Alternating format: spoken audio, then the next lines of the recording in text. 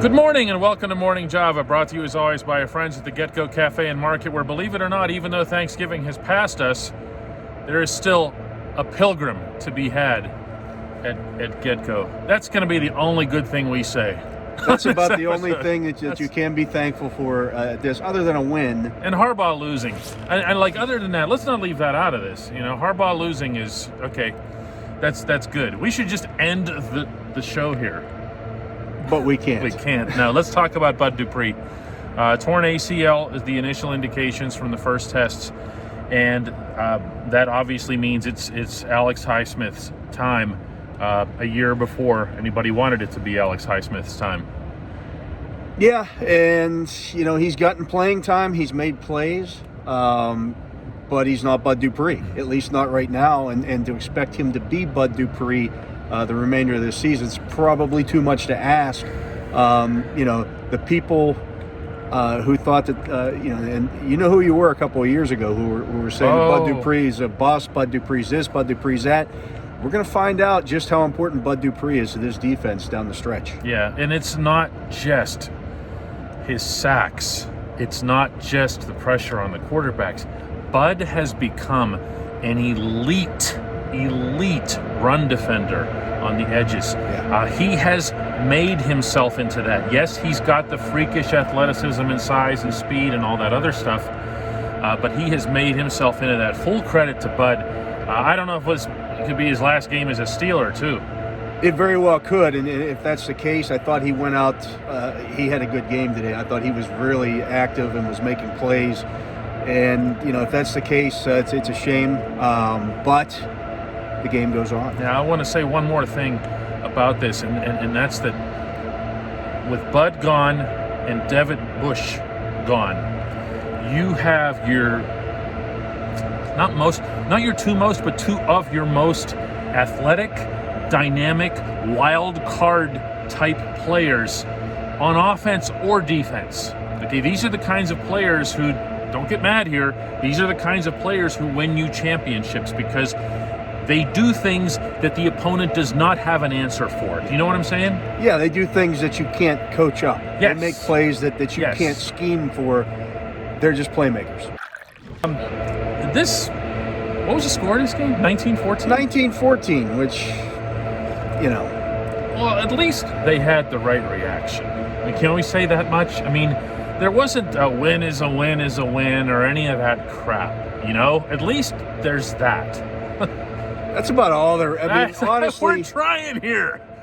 They did win. They're 11-0, and it's like the worst thing ever. You know, he can kill the offense for this one, and this is the first time they've scored under 25 points all season. And in these circumstances. In these circumstances against a Ravens defense that, while the secondary and linebackers, the secondary level linebackers were all there, no pass rushers, no defensive line, I thought the Ravens did a nice job scheming things up. You saw a lot of press man coverage. You saw a lot of single high, and the Ravens basically saying, okay, we're going to trust our cornerbacks to cover your guys because, well, quite frankly, that's all we got. Which they did. I thought Marlon Humphrey had an outstanding He's really game. good. You know, and he got away with some stuff too, okay?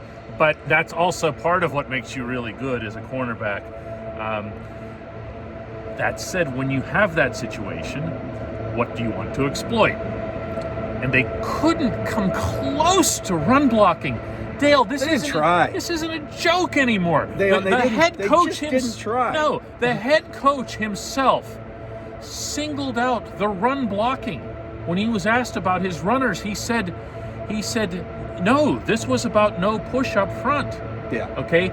Now, anybody who wants to take that and you know, use J.C. Hassenauer as your excuse here, it's not going to fly because they haven't had run blocking all season long. They haven't had it all season long, whether it's everybody in there, Pouncey, DeCastro, the whole deal. They just haven't had it. Yeah. I mean, they went into the fourth quarter. At one point, I looked, and Roethlisberger had thrown 42 passes, and they'd run the ball 8 times. Against a team that had a roster the size of Clareton High School. I think they know what they are. They know what they can't do. I will say this. I watched the Kansas City Chiefs play the other night against Tampa Bay, and they didn't run the ball. And they barely tried to run the ball. But if you're going to play offense like that, you damn well your receivers have to catch the football. Yeah, I don't mean to take the catch focus football. off the receivers. Everybody's going to talk about them. I just remain apoplectic that this team cannot run block. I don't see an escape hatch from that, Dale. I don't see, like, what's the way they're going to get better at it. Okay, Kevin Dotson, you know, he had a couple of nice games, one against Cleveland, but he also got his clock cleaned here. Okay, he just did. He got blown up on a goal line play. On a goal line play, and that can't happen. He just flat out 100% whiffed on his guy on a goal line play. You can't have that. Now, I will give him a bit of a break. He had 2 practices coming off the COVID list. That's fine. I mean, that's fine. But everybody's dealing the with rest of them. Yeah, so you can say the same thing about the Ravens in general, like the whole team. I don't see how do they solve that? You know, what do they have? Derwin Gray, the draft pick? What do you got? What's your answer for this? There isn't one. There isn't one. And again, if that's going to be the case, if you can't run the ball, you can't afford for your wide receivers to have 8 or 9 drops like they had today. It just can't happen. They were just so bad. Oh, by the way, except for James Washington. By the way, Dale has signed up with me for the James Washington. Oh, I've Club. already been there. He was already a member. I was the charter member. This is like just getting a renewal or something here. Yeah, we're very much in on this. All he does is make plays. All he does is perform like a professional. That's what he does on the field, and he also can be a deep threat too if you start to use him. Monday is Washington coming in here Monday afternoon because we haven't had enough weird start times and days of the week and everything else. If they play like that, they will lose. We can agree on that. Washington has a defense. Washington has against the NFC East. I know. Washington has they have a pass rush, which is what. I mean, the Steelers haven't given up a sack in over 200. We rip the run blocking as much as we want. They haven't given up a sack in over 200 pass attempts. Ben got some pressure. That's going to happen when you throw the football 50 times. Yeah, that's fair. But he hasn't been sacked since the last Ravens game. I know. So I can't let them off the hook for anything. I'm not, I'm not doing that. But what the Washington football team does well is what this offensive line does well. So it's almost strength on strength in that regard. Okay. But you can't play like that. Alex Smith, you're going to see a very similar style of offense to what Robert Griffin was doing. A lot of sideways passing because he refuses to go down the field. He just won't do it. And actually, Alex Smith, when he was Alex Smith, wasn't doing That's that. what he does. Yeah, that's who he is. This is his The thing. one thing he won't do against them is run like Robert Griffin did. No, he's not going to. Alex Smith, and watching the game Washington played against Dallas on Thanksgiving, obviously, I mean, Washington ended up running off with the game, but it wasn't some big dynamic. No, that was more about Dallas's failures than it was Washington. Yeah. Oh boy, they looked really good. But yeah, you can't play like that. You can't. Like they just put out on the field. That's the reason Tomlin is upset, that Ben was upset. This was, as Ben put it, a mental thing.